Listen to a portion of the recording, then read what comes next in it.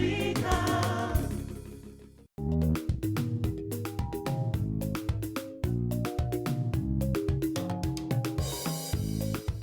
Hello, welcome to JIT Television News Bulletin, where we bring you daily news, information, current affairs, business and investment, as well as finance and what is happening in the world of stock markets and global economics.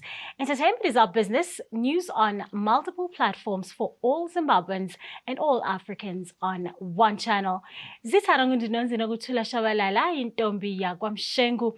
time is here, isikhathi sifikile. Now let's take a look at your headlines. The Sawa Harare Mbare area is set to get a facelift as the city council demolishes illegal structures in the area. South Africa ZEC company is under a threat to lose its mining license as the Zululand district's municipality calls for the cancellation of the firm's license. And on your sports, CAF announces a new rule change in the game played at the 2021 Africa Cup of Nations in Cameroon as it makes a significant shift from the 3 substitution rule to 5 substitutions per match. Your news in detail. Harare City Council demolishes legal structures in Bahrain, targeting the Mubedjanamo market zone and illegal tuck shops around the bus terminus, and authorities implement plans to bring order to the area. Plans are afoot to give Mbare a facelift, with the market stalls at Mbare Musika set to be refurbished, while other structures such as the suburbs colonial era flats will be renovated. For a long time, Mbare has degenerated into a sea of disorder, with filth and crime turning Zimbabwe's oldest suburb into a slum. Space barons are also wreaking havoc at Mbare by selling space to desperate traders, with authorities losing out on millions of dollars in potential revenue. However, Mbare is set to undergo a massive makeover that will see the upgrading of Mbare Musika into a state-of-the-art marketplace, while the old flats will be given a new modern face. Harare Provincial Development Coordinator Mr. Tafadzwa Muguti has previously indicated that the government intends to transform Mbare by unlocking value at the marketplace, which is the country's largest market, particularly for agricultural produce. Furthermore, Zimbabwe National Organization of Associations and Residents Trusts President Shalva Chigomba says restoring sanity to Mbare was long overdue, as space barons are mostly to blame for the rot in Mbare, and there is a lot of money being made in Mbare, but it is failing into the wrong hands, or rather falling into the wrong hands. Meanwhile, traders whose wares and stalls were razed down are crying foul about how the demolition were done, saying that they did not have alternative places to carry out their businesses. In other news, South African Police Minister Bheki Cele tells the media that someone disconnected the electricity supply at the African National Congress Gala dinner in Bulugwane. He says power cut, or rather was cut, when party president Cyril Ramaphosa was making his closing remarks, in which he was thanking business leaders as ANC was celebrating its 110th anniversary. Adding to reports, the ANC in Limpopo says it is also concerned that its leadership has not been provided with an immediate explanation about what led to a power cut that interrupted President Ramaphosa's address at the fundraising gala dinner. The president, however, managed to finish his address by thanking the ANC in Limpopo for organizing events in the build-up to the ANC January 8th statement to celebrate the party's 110th anniversary. Meanwhile, Provincial Secretary Salvius Lechanyane says they are concerned about the sudden power cut, citing that the matter in which the electricity went off is inexplicable. It is still a mystery. They do not know how to explain this except for any technician or engineer who can make an investigation and come out with a reasonable explanation about what could have happened. He further indicated that it is a serious concern as people have seen incidences happening around, or rather throughout the country, which are an attack on democracy. So when there is the head of state and the whole leadership of the state gathered at one point, having their power cut like this should be a national security concern. Well, coming up next is your JIT-TV business news. Local innovation with a global recognition. It's JIT-TV. Shout out to you, the viewer. Shout out to all our advertisers for supporting this incredible channel, JIT-TV. If you want to participate, if you want to attach your quality product to all our quality brands, get in touch with us here at JIT-TV. Also support the razzmatazz, and we will surely give you value for your money. Indeed, that's what we do. It's JIT-TV, just in time.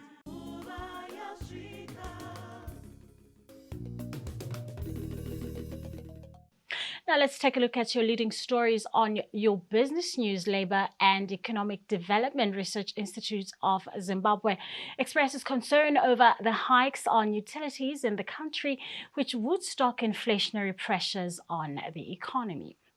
Tariff hikes on electricity and toll gates, amongst others, have piled more misery on consumers who are already battered by the tough economic environment and expose the vulnerability of the local currency.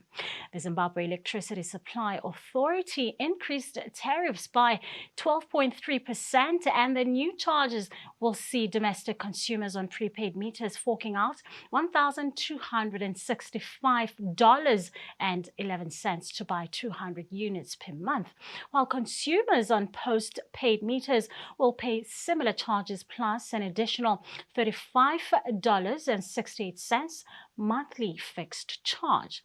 The Zimbabwe National Roads Administration also hiked toll gate fees in Zimbabwe dollar terms to align with the exchange rate shifts. Hence, light vehicles will now pay $220 up from $165, while minibuses now pay $330 from $245. Large trucks now pay $1,100 from $820.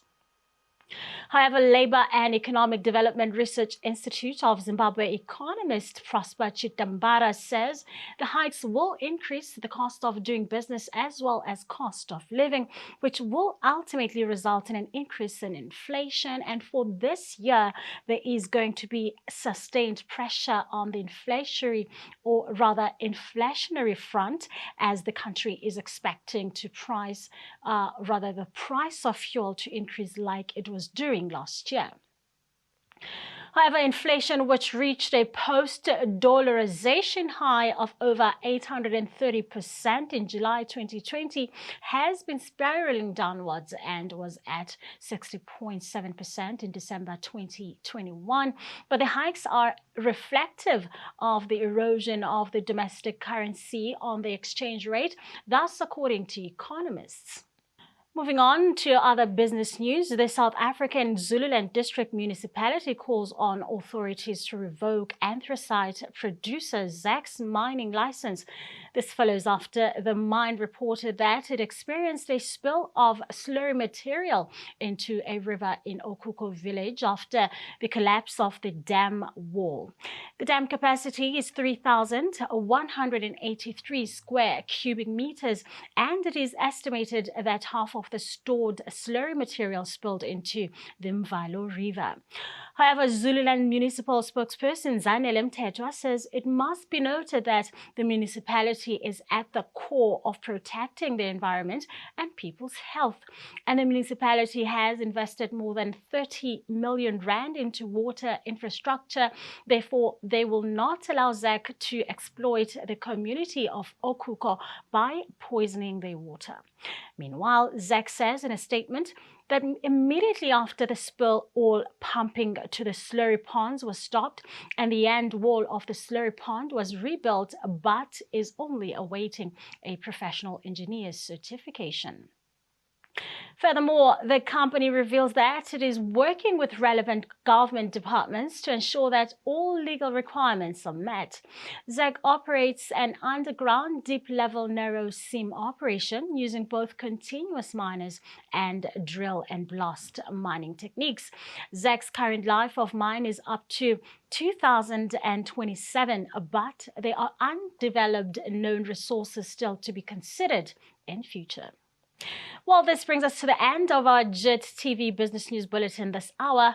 Up next is Denise Pine with your sports and entertainment.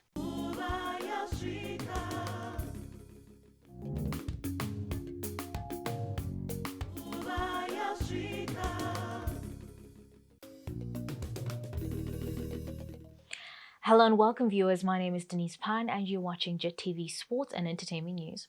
On your sports news this hour, the Confederation of African Football, known as CAF, announces a new rule change regarding the number of substitutions for each team in the games being played at the 2022 Africa Cup of Nations in Cameroon. For the first time in the competition history, CAF has decided to permit teams to make a maximum of 5 substitutions per match, a significant shift from the 3 substitution rule. However, teams will only have 3 opportunities to make their 5 changes to reduce disruptions during the games, and substitutions made during the half-time do not take away from the team's 3 opportunities. Furthermore, whenever a match extends into extra time, each team will be afforded an additional substitution and 1 more substitution opportunity. CAF has also decided on the COVID-19 protocol for the 2022 AFCON, and according to the continent's football governing body, a team will be required to play a match if they have a minimum of 11 players available who have tested negative for the dreaded coronavirus. Therefore, any team that cannot muster enough players to honor a game will be considered to have lost the match 0-2. And of all the teams, Nigeria's Super Eagles have been fortunate enough not to record any case of coronavirus infections to any player or official as they play their opening match against Egypt. Stay in touch with the JIT-TVzw Sports on Game On with me, Denise Pine, and Edobedina, and our panel of guests for the duration of the Africa Cup of Nations.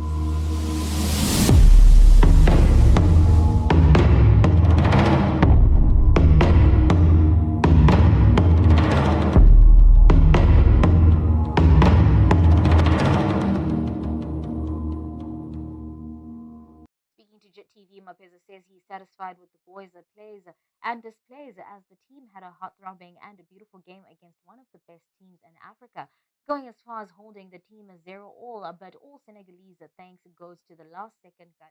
Hi, Eddie. It was a good game of football. I think the boys played very well. I think there were some moments where we were in control of the game. Unfortunately, we ended up on the losing side, giving away a penalty in the last few seconds of the game. But overall, I'm very proud of my boys. I think the performance of today was top notch, and I think Petros Mari did very well in denying the Senegalese so many opportunities. Also, we had our back four, which also did very well, especially the 2 central defenders, that is Gerald Takwar and Tine Jadebe. They played very well, and I'm very proud of them. I think in all departments we look very solid. What we just need to do now is to concentrate more on the Malawi game that is coming on Friday. Thanks. And this brings us to the end of your sports and entertainment news on JIT-TV this hour. Coming up next is the JIT-TV Weather Report.